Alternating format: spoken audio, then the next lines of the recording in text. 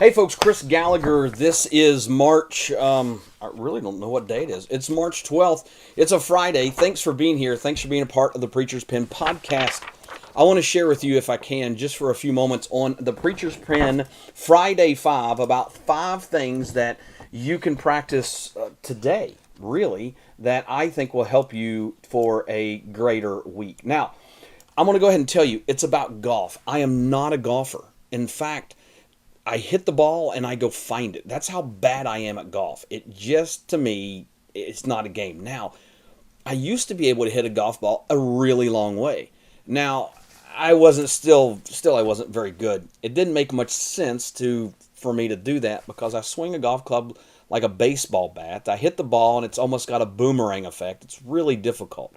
But there was a time where I tried to learn how to play better golf. And I learned a very valuable life lesson in that. I guess you could say I learned two. Number one, golf is not for me. But the greater lesson was this.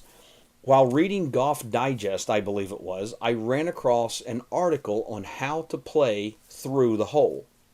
And what that was, as you know, if you've ever played golf before, is you take the ball, you put it on the tee, you see where the green is down the line, or you look at your golf card and you're able to see where that dog leg is going to be maybe, and you're going to hit the ball the best that you can. However, what this article discussed was how to see from the hole backwards. Instead of looking at from your starting point forward, it said you need to go ahead and see from the hole backwards. And what that does is that transforms the way that you play golf. In fact, what it really does is it makes you realize something. It makes you realize your thinking is off. For instance, the first thing it said to do was to begin each shot with your goal in mind. Where do you want to be on that green? Not just how hard can you hit the ball, but where do you want to be? In fact, picture the last putt that you're going to make in that ball falling in there. How do you want to get to that green? Where's the ball placement on the green? From that ball placement, where do you want to be the shot before? If there's sand traps, if there's water hazards, where do you want to be before that last shot? Then where do you want to be before the next to the last shot? It got very interesting to think about golf in this way because here's what happens. You begin with each shot with the goal in mind. You have to go ahead and you have to look at the beginning of that shot. Yeah, you're going to see the end. You've already pictured the end. But where is that ball going to be? I think the same thing applies to us in our spiritual lives.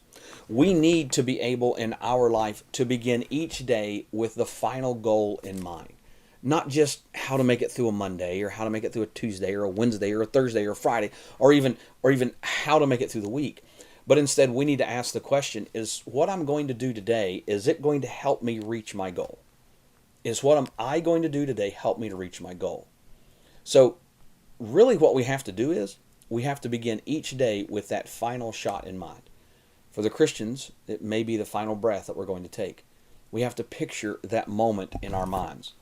Number 2 is we have to create small, what I like to call goals of achievement.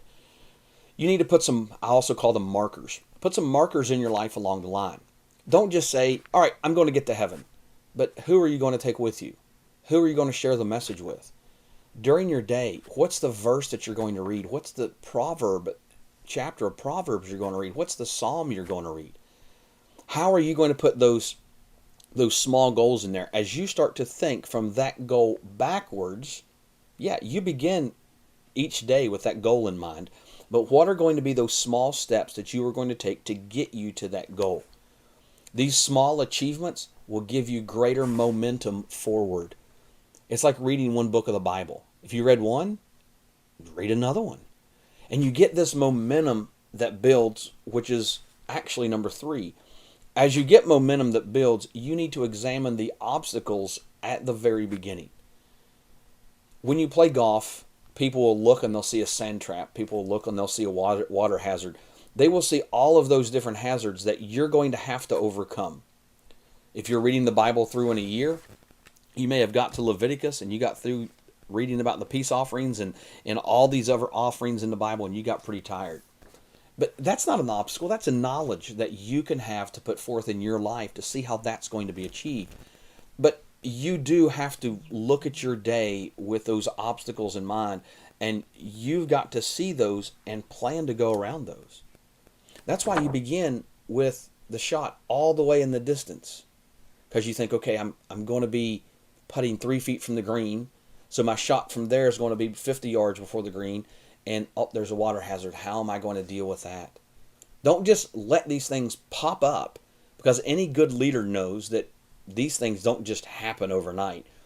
Typically, we've seen them or we've avoided them. So you need to look at these and you need to see and examine the obstacles in your path. You can do that as you think backwards. Number 4, you've got to make this dream yours. You've got to make, if you're playing golf, you've got to make this yours. You can't go out and be another Jack Nicklaus. And the reason is because there's only one. You can't go out and be another Ben Hogan. The reason is there's only one. Or a Tiger Woods, there's only one. This is about you. This is about your abilities that you've been given in your life to achieve your potential, but you've got to ask that question. Finally, number 5, you've got to start right now. Don't start tomorrow. Don't start on Saturday. Don't start next week, or whenever you may be watching this video, you think, I'll start later.